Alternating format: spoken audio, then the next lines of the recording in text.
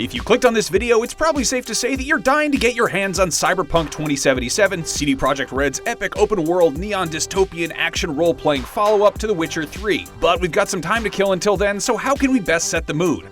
Here are 7 Cyberpunk games you can play while you're counting down the days to 2077.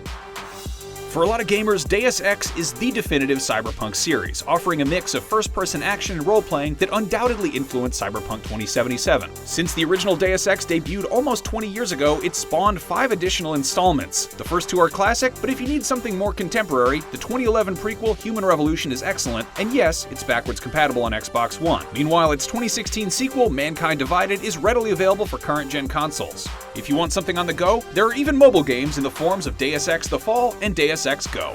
I never asked for this.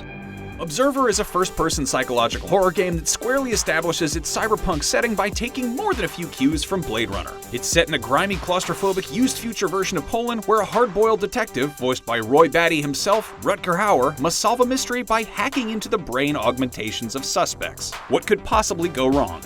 Quite an experience to live in fear, isn't it? If claustrophobic horror and mystery sounds too slow and scary and you want some bloody, fast-paced action, look no further than Ruiner, a story-driven top-down shooter set in a gorgeously realized cyberpunk metropolis that takes cues from Akira and Ghost in the Shell, with tough-as-balls combat reminiscent of Hotline Miami and a pumping soundtrack to boot. Most cyberpunk is dark and gritty, totally serious, and rooted in the 1980s. But if you want something bright and colorful, goofy as hell, and inspired by the swinging 60s, check out Jazzpunk. And yes, it tackles a surprising amount of cyberpunk themes. It's a bit like if Mad Magazine's Spy vs. Spy did a spoof of Neuromancer, but as a first-person comedy adventure game. Brilliant. Right on time. The thing about cyberpunk dystopias is realistically, they're probably awful to live in. So why not get drunk? Valhalla is a bartending game/visual novel where you are the bartender and you affect the flow of the story by serving characters different concoctions against a neon futuristic background.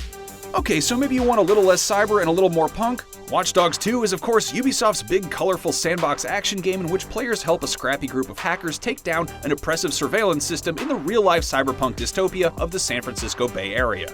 Hide the planet! Hide the planet! Shut up and get in the car! Finally, if you're really dying to get lost in the world of Cyberpunk 2077 early, why not play the game that started it all? The pen and paper role-playing game Cyberpunk 2020. Have some friends over, roll some dice, and cause some trouble in Night City. Unfortunately, thanks to the hype surrounding Cyberpunk 2077, used copies of Mike Pondsmith's Core 2020 rulebook are at a premium on eBay, but worry not. Legit legal reprints can be ordered directly from the R. Talsorian Games website. And if that sounds like too much trouble, or you want to get a feel for it, check out IGN's video where our biggest tabletop nerds sat down with Mr. Pondsmith himself to play his original game. Because you know, when this goes down, you're going to be responsible for the death of 3,001 people.